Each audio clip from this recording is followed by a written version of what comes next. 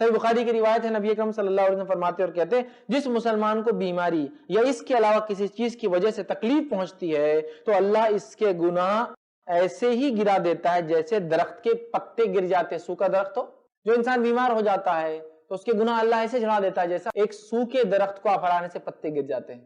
تو بیماری بھی مومن کو فائدہ دیتی کب؟ جب وہ صبر کرے، جزا فضا نہیں، صبر کرے۔ اسی طرح صحیح بخاری کی روایت ہے، نبی اکرم صلی اللہ علیہ وسلم فرماتے اور کہتے ہیں مومن کو جو بھی درد، تھکاوٹ، بیماری، پریشانی، تکلیف پہنچتی ہے، حتیٰ کہ جو غم اسے پریشان کر دیتا ہے، آپ فرماتے پریشان کر دیتا ہے، تو اللہ ان کے بدلے میں اس کی خطاؤں کو معاف کر دیتا ہے۔ رنج، غم، تکلیف، تھکاوٹ، بیماری، پریشانی، کچھ بھی آتا ہے ہمارے گناہ معاف ہو جاتے ہیں، ٹھیک ہے۔ اسی طرح ایک روایت میں جو صحیح مسلم کی روایت ہے، نبی اکرم صلی اللہ علیہ وسلم ایک صحابیہ کے پاس گئے جو بیمار تھی۔ جب صحابیہ کے پاس گئے، وہ بیمار تھی، تو وہ جو ہے بخار کے تعلق سے برا بھلا کہنے لگی، چونکہ وہ کانپ رہی تھی، حدیث میں آتا ہے شیورنگ، کانپ رہی تھی۔ تو آپ صلی اللہ علیہ وسلم فرمایا تم کانپ رہی ہو، کیا بات ہے؟ تو کہا اللہ کے رسول دیکھیے نا، یہ بخار نے مجھے جو ہے ایسا کر دیا۔ تو آپ صلی اللہ علیہ وسلم نے فرمایا کہا بخار کو برا مت کہو، اس لیے کہ اس سے تو تمہارے گناہ معاف ہوتے ہیں، لیکن اس کا ہرگز مطلب نہیں بخار آنے کی دعا کرنی چاہیے۔ ایک صحابی نے دعا کر لی تھی، حدیث میں آتا ہے ایک صحابی تھے بہت بیمار ہو گئے، نبی اکرم صلی اللہ علیہ وسلم پہنچے، کہا کیا بات ہے، کیا ہوا؟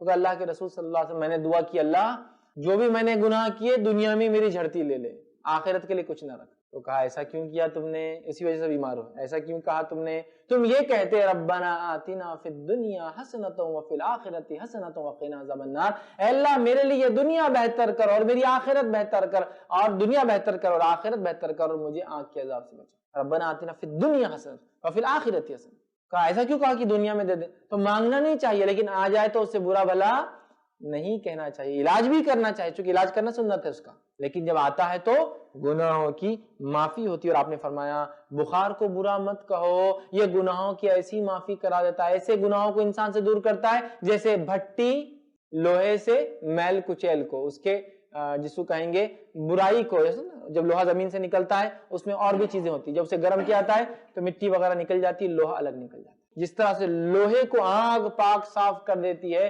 اسی طرح سے انسان جب جو ہے بخار آتا ہے تو گناہ اس کے جھڑ جاتے ہیں، ٹھیک۔ اسی طرح جامع ترمذی کی روایت ہے، نبی اکرم صلی اللہ علیہ وسلم فرمایا کہا مومن مرد اور عورت اپنے نفس، اولاد اور مال کی آزمائش میں مبتلا رہتا ہے۔ مومن مرد اور عورت مبتلا رہتا ہے کس میں؟ اپنی نفس، اولاد اور مال کی آزمائش میں مبتلا رہتا ہے، یہاں تک کہ جب وہ اس حال میں اللہ سے ملے گا کہ اس پہ کوئی گناہ باقی نہیں رہے گا۔ مومن مرد اور عورتیں اپنی جان، مال اور اولاد میں مشقت، مشکلیں، تکلیف، مصیبت، پریشانیاں، بیماریاں آتی رہتی، جب رب کے پاس جاتا ہے اس پہ کوئی گناہ باقی نہیں رہتا۔ کیوں؟ یہ تکلیفوں کے سب معاف، سب معاف، سب معاف۔ بڑی اہم چیز ہے ادر کی۔ تو ہم مشقتیں، مشکلیں، تکلیفیں، مصائب آئے صبر کریں، انشاءاللہ بدلہ ملیں۔ وآخر دعوانا الحمدللہ رب العالمین، سبحان ربک رب العزت عما یصفون، وسلام علی المرسلین، والحمدللہ رب العالمین۔